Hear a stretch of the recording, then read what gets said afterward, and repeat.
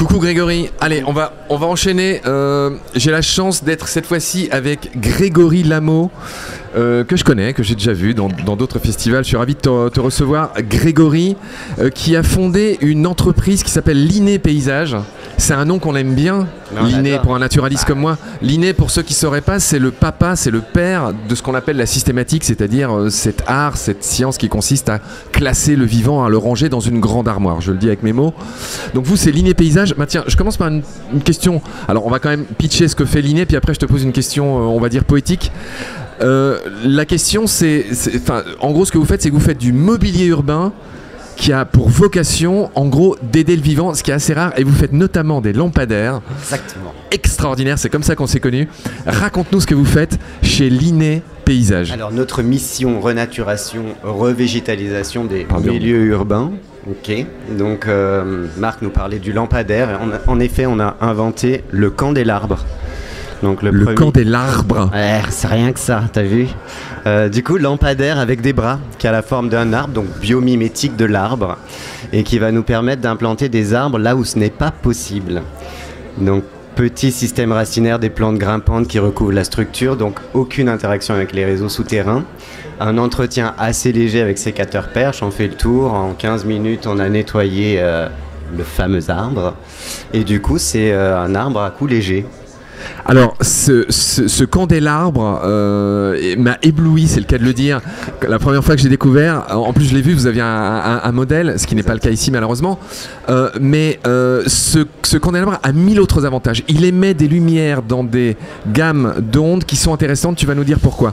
Ce lampadaire regorge de petites cavités, par exemple pour que les oiseaux viennent y faire leur nid. Exactement. Voilà, quelles sont les autres en fait, c'est un lames de ce couteau suisse? C'est ça, c'est une solution globale. Du coup, c'est une solution globale composée de différents produits. Donc notre fameux lampadaire, un mobilier urbain qu'on peut mettre au pied pour planter la grimpante quand il n'y a pas possibilité de planter en pleine terre ou qu'il y a un petit stress. Donc on a des bacs pour végétaliser le bas du lampadaire. Des habitats pour la faune, avec des protections contre les prédateurs et les intempéries. Donc c'est la petite nouveauté qu'on a développée. Donc on les protège un maximum avec une protection d'aluminium biomimétique du feuillage. Encore une fois, on est toujours dans le biomimétisme. Ouais. Abeilles sauvages, passereaux et chauves-souris. Et ensuite, comme on a l'arrivée électrique, on a évidemment toute la connectivité de la Smart City. Donc on va pouvoir charger son vélo, charger son téléphone, scanner une puce RFID pour savoir quels sont les types d'habitats pour la faune, et éventuellement avoir un suivi de monitoring avec des caméras et des capteurs pour savoir quel type d'espèces sont dans les nids d'oiseaux ou des chauves-souris. Donc on peut vraiment avoir une solution globale, son suivi, sa mise en application. On crée un îlot de fraîcheur, un îlot social, les gens se kiffent, ils viennent, ils se posent, ils vivent un moment, ils découvrent des choses, des espèces, des végétaux. On peut aller jusqu'à 10 à 12 grimpantes sur un seul lampadaire. On préconise un feuillage persistant à la base, et ensuite on va s'éclater avec les couleurs, les textures, les différences de feuillage, jusqu'à avoir 6 mois de floraison dans l'année. Tu précises bien que ce candélabre n'émet pas dans le bleu. Pourquoi ? Je précise. Alors quand on a créé ce lampadaire, on s'est tout de suite interrogé sur l'impact de la lumière sur le végétal, puisqu'on fait quand même pousser des plantes grimpantes très près de la source lumineuse. Et on s'est rendu compte qu'aujourd'hui, au niveau de l'éclairage public, les lumières qu'on utilise font faire de la photosynthèse aux plantes, même la nuit.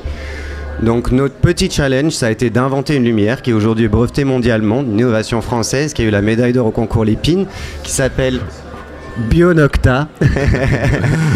Donc éclairer la nuit de façon respectueuse, donc invisible des plantes, pas de photosynthèse, on n'attire pas les insectes et on ne dérange pas l'ensemble de la faune nocturne. Une ville éclairée avec Bionocta est une ville qui ne va pas déranger les flux migratoires des oiseaux, ou un port comme Marseille qui s'éclairait avec Bionocta n'aura aucun impact négatif sur la faune aquatique la nuit. Grâce à cette absence de bleu. Voilà.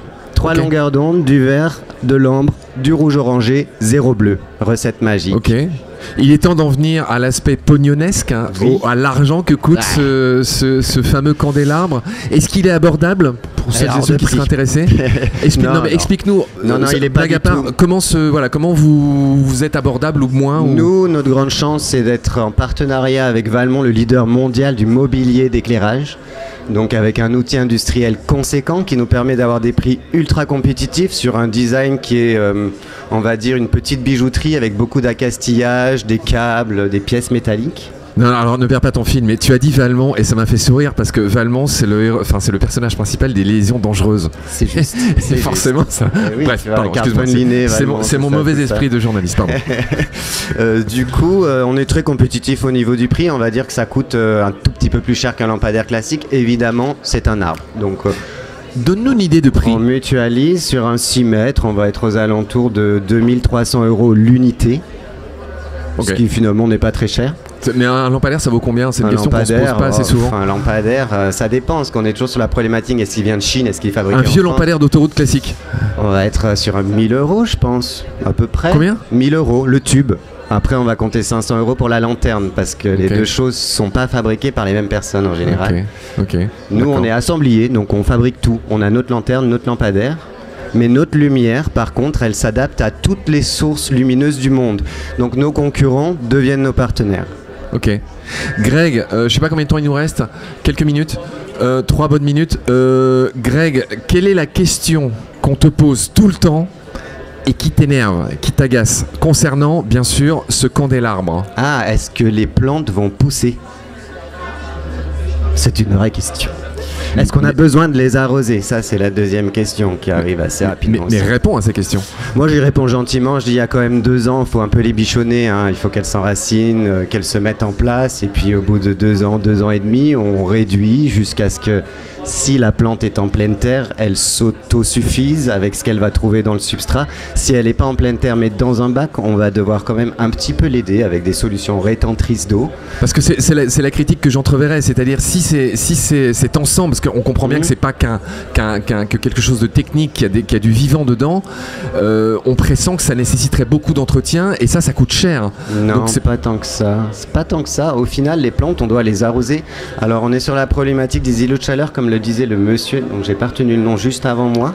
Laurent Husson, qui est juste là. Voilà, les plaques minéralisées, hein, qui sont des plaques noires. Aujourd'hui, on sait qu'il faut qu'on végétalise, donc à un moment donné, il faut faire le nécessaire pour le faire, donc arroser les plantes et en prendre soin.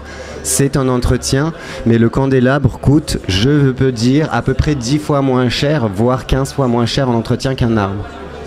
Okay. On n'a pas d'études phytosanitaires sur des plantes grimpantes à faire. Okay. On n'a pas d'élagage à faire sur une plante grimpante avec des locations de nacelles. Donc on reste sur un entretien léger. Tu as bien répondu. Quelle est à l'inverse la question qu'on te pose jamais et que tu aurais tant aimé que je te pose? Rien. Ça c'est une bonne question. C'est bien. Ça montre qu'on est pas mal. Est-ce qu'il y a des questions par rapport au candélabre? Qu'est-ce que c'est que ce Larsen? Bonjour. Ah bah un corlou. On aime bien. Bien, vas-y. Est-ce que du coup ça... Parle bien en face. J'ai appris que certains végétaux nettoyés purifiaient l'air. Est-ce que du coup les végétaux qui poussent sur ce candélabre apportent? Bon, a priori, tous les végétaux ont un petit peu ce pouvoir en ville, hein, de purifier l'air.